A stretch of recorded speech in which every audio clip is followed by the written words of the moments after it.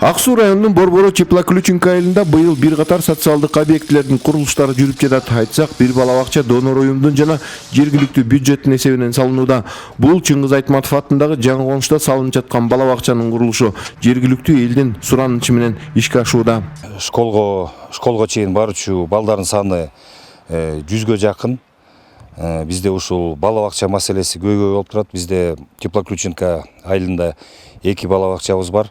Бирок бияктан алганда где-то 3 километрдай алыстык болуп саналат. Ошондуктан бияк конуштун балдары көбүнчөсү үйдө болуп турат. Анан бул көйгөй бир 10 жылдан аштыго дейм ушул жака бала бакча куруу маселеси чечилбей келаткан. Анан биз турган жерде ушу атайын ушул жерде айыл өкмөттөн алып койгонбуз. 1 гектар 15 сотый.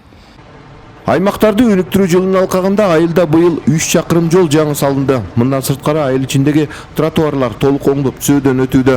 Буга жергиликтүү бюджеттен акча каражаты бөлүнгөн. Ал эми буга чейин айыл ичин түнкү жарык менен камсыздоо долбоору ишке ашкан. Ушу тротуарлардын эскилиги жеткенине байланыштуу ушу брусчатка төшөлүү иштери жүрүп атат. Бу жалпы сметалык каржысы 3 миллион 200 түзөт. Ушу жергиликтүү бюджеттен каралган. Узундугу 1620 метр брусчатка төшөлүп атат да. Андан тышкары ушу брусчатканын жээгине дагы ограждение коюлуп чыгат. Быйыл кошумча эски спорт комплекс дагы толук оңдоп түзөөдөн өтүп жатат. Мында көпчүлүк райондук кызматтар, элди тейлөө борбору орун алганы турат. Себеби көпчүлүк кызматтардын имараттары жок. Ал эми жергиликтүү эл Каракол шаарына каттап убара тартышпайт. Ремонт иштерине өнүктүрүү фонду жана жергиликтүү бюджеттен каражат бөлүнгөн.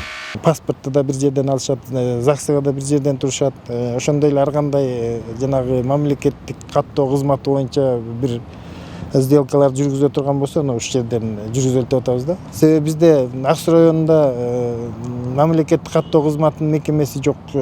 Каракол шаары менен Ак Суу районуку бир, Каракол шаарында тургандыктан элде көп убарачылык болуп калып атат да. Тиги мамлекеттик каттоо кызматына барып, кайра бияка нотариуска келип ушундай убакерчилик көп болуп аткандан анан ошол жерге биз калктык тейлөй турган борборун уюштурмай болдук.